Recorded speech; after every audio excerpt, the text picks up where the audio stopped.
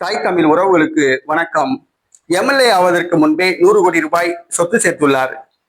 MLA ஆவதற்கு முன்பே 100 கோடி ரூபாய் வரை சொத்து சேர்த்த திமுக வேட்பாளர் என்ற தலைப்பில் இந்த காணொலியை காண்கிறோம். 2026 தமிழக சட்டசபை தேர்தல் சூடுபிடிக்க ஆரம்பித்துள்ளது. தேர்தல் பிரச்சாரம் இறுதி கட்டத்தை எட்டியுள்ளது. மதுரை மேற்கு தொகுதியில் திமுக வேட்பாளராக போட்டியிடுபவர் ரகு பாலாஜி. இவர் திருப்பரங்குன்றத்தை சார்ந்தவர். இவர் 100 கோடி ரூபாய் வரை சொத்து சேர்த்துள்ளதாக குற்றம் சாட்டப்படுகிறது. இவர் யார் என்று திமுகவினருக்கு தெரியாது. ஆனால் திமுக வேட்பாளராக அறிவிக்கப்பட்டுள்ளார். அமைச்சர் மூர்த்தி அவர்களுடைய தனி செயலாளராக இருப்பவர். அமைச்சர் மூர்த்தி அவர்களுடைய பினாமி என கூறப்படுகிறது. அமைச்சர் பதவியை தவறாக பயன்படுத்தி 1 லட்சம் கோடி ரூபாய் அளவுக்கு சொத்து சேர்த்தவர் அமைச்சர் மூர்த்தி. அமைச்சர் மூர்த்தியின் பினாமிகளில் ஒருவர் ரகு பாலாஜி. ரகு பாலாஜி மதுரை மேற்கு தொகுதியில் களத்தில் இறக்கிவிடப்பட்டுள்ளார். தற்பொழுது தேர்தலுக்கு தினந்தோறும் 2 கோடி ரூபாய் வரை செலவு செய்வதாக கூறப்படுகிறது. வாக்காளர்களுக்கு பணப்பட்டுவாடா செய்து வருகிறார்.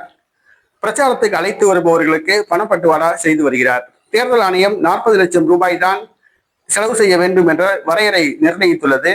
ஆனால் ஒரு நாளைக்கு 2 கோடி ரூபாய் வரை செலவு செய்து வருகிறார். காசை தண்ணியாக இறைக்கின்றார். மதுரை மேற்கு தொகுதியில் போட்டியிடும் திமுக வேட்பாளர் ரகு பாலாஜி அமைச்சர் மூர்த்தி அவர்களுடைய பினாமி ஆவார். எம்எல்ஏ ஆவதற்கு முன்பே 100 கோடி ரூபாய் சொத்து சேர்த்துள்ளார். எம்எல்ஏ ஆகிட்டா சொல்லவே வேண்டாம், அதுவும் மந்திரி ஆகிட்டா சொல்லவே வேண்டாம். ஆக அரசியல் என்பது வியாபாரமாகிவிட்டது. அரசியல் நேர்மையானவர்கள் சாதிக்க முடியுமா என்ற ஒரு கேள்வி எழுந்துள்ளது. சாமானியர்களும் அரசியலில் போட்டியிடலாம் என்ற ஒரு நிலையை உருவாக்கியவர் செந்தமிழன் சீமான். தற்பொழுது நாம் தமிழர் கட்சி மேற்கு தொகுதியில் வழக்கறிஞர் விக்னேஷ் வேட்பாளராக அறிவிக்கப்பட்டுள்ளார். ஆடம்பரமின்றி செலவுகள் இன்றி நேர்மையாக பிரச்சாரம் செய்து நாம் தமிழர் கட்சி மதுரை மேற்கில் முன்னணிக்கு வந்துள்ளது. வருகிற சட்டசபை தேர்தலில் மதுரை மேற்கு தொகுதியை நாம் தமிழர் கட்சி உறுதியாக வெல்லும் என்று எதிர்பார்க்கப்படுகிறது. வெல்லும் இடங்களிலெல்லாம் நாம் தமிழர் கட்சி வேட்பாளருக்கு அமோக வரவேற்பு உள்ளது. வழக்கறிஞர் விக்னேஷ் வெற்றி முகத்தில் உள்ளார். நாம் தமிழர் கட்சி வேட்பாளர் வழக்கறிஞர் விக்னேஷ் வெற்றி முகத்தில் உள்ளார்.